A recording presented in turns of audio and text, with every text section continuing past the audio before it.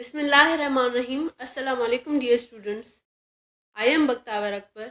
Today is our lecture number 1 of interbiology and our topic is homeostasis. अगर हम homeostasis को सिर्फ एक वर्ड में डिस्क्राइब करें तो वो होगा balance. By definition, homeostasis is a mechanism that maintains stable internal environment in living organisms. ऐसा एक मैकेनिज्म है जिससे लिविंग ऑर्गेनिज्म के अंदर का जो इन्वायरमेंट होता है वो स्टेबल रहता है. अगर हम होम्योस्टेसिस के वर्ड को भी ब्रेक डाउन करें तो हमें यही मीनिंग मिलेगी. होम्यो का मतलब है सेम एंड स्टेसिस का मतलब है स्टेट और कंडीशन.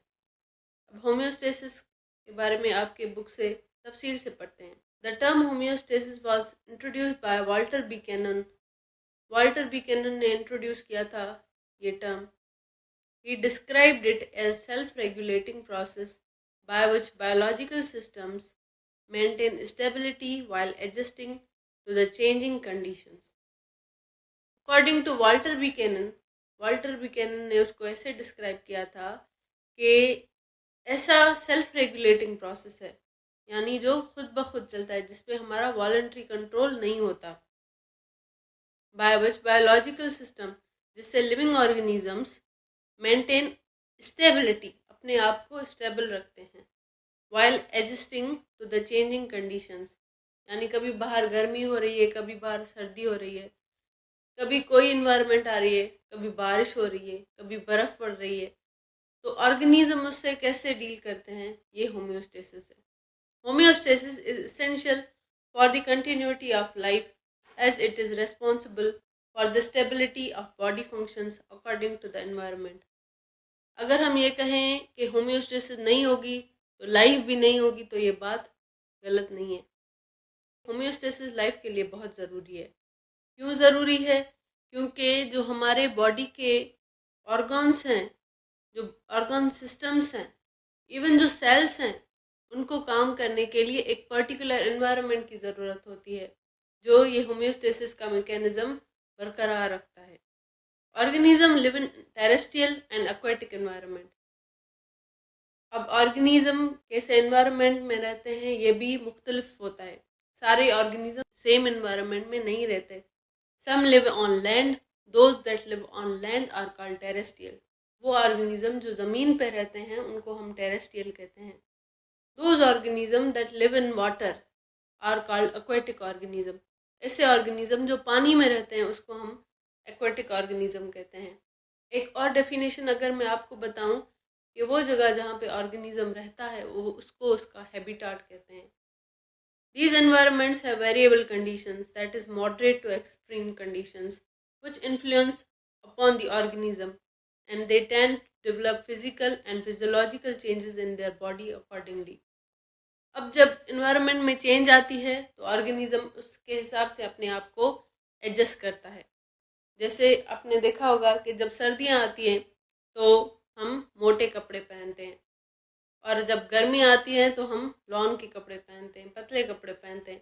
ऐसे ही जो ऑर्गेनिजम्स हैं, जो जब सर्दियाँ आती हैं तो फर डेवलप कर देते हैं अपने, मतलब मोटी खाल या बाल अपने जो है ना बॉडी पे डेवलप कर लेते हैं, जो ठंडे इलाकों में रहते हैं.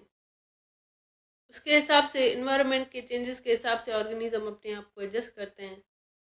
In the view of environment changes, organisms need to maintain their internal body environment up to a suitable limits. अब इसमें क्या है, एक suitable limits हैं. environment में जब तक changes आएगी तो organism उसके हिसाब से अपनी पूरी कोशिश करता है कि अपने आप को adjust करे, लेकिन ये चीज़ क्या होती है, within suitable limits होती है. The body environment comprises of different components. Body की इन्वायरमेंट भी अलग अलग कंपोनेंट से बनी हुई होती है. Body fluids, tissues, organs, organ systems etc. ये हमारी बॉडी इन्वायरमेंट को बनाते हैं. These components are physiologically well integrated and efficiently controlled by endocrine as well as nervous system. अगर कोई हमसे पूछे कि वो कौन से सिस्टम्स होते हैं जो हमारी बॉडी में होम्योस्टेसिस के लिए रेस्पॉन्सिबल होते हैं, So we have two simple answers. One is nervous system, other is endocrine system. Mainly homeostasis को नर्वस सिस्टम कंट्रोल करता है. नर्वस सिस्टम के बाद उसको एंडोक्राइन सिस्टम कंट्रोल करता है. These systems ensure a proper performance of homeostatic regulatory functions like osmoregulation, excretion and thermoregulation in the body. ये जो सिस्टम्स हैं यानी नर्वस सिस्टम और एंडोक्राइन सिस्टम, ये मेक श्योर करते हैं कि हमारी बॉडी के जो मैकेनिज्म्स हैं वो सही से काम कर रहे हैं. 3 मेन मैकेनिज्म्स हैं होम्योस्टेसिस के: ऑस्मोरेगुलेशन, excretion and thermoregulation,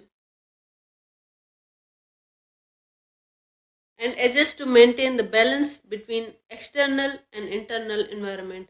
और नर्वस सिस्टम और एंडोक्राइन सिस्टम मेक श्योर करते हैं कि हमारी बॉडी इन्वायरमेंट के हिसाब से एक स्टेबल कंडीशन में जा रही है. अब यहाँ पे 3 एस्पेक्ट्स लिखे हुए हैं, मैं आपको इनकी डेफिनेशन बता देती हूँ.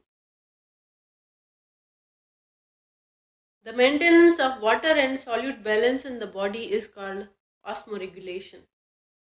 Excretion क्या है? Excretion is the removal of toxic, unwanted waste products from the body. Thermoregulation is the maintenance of internal body temperature within suitable limits. So बेटा ये था मेरा आज का लेक्चर. अगर आपके जहन में बायोलॉजी से रिलेटेड कोई भी सवाल हो तो आप मेरे से कमेंट सेक्शन में पूछ सकते हैं. ये है मेरे इस लेक्चर के नोट्स. इंशाल्लाह मिलते हैं नेक्स्ट वीडियो में. अपना बहुत ज़्यादा ख्याल रखिएगा. अल्लाह हाफिज़.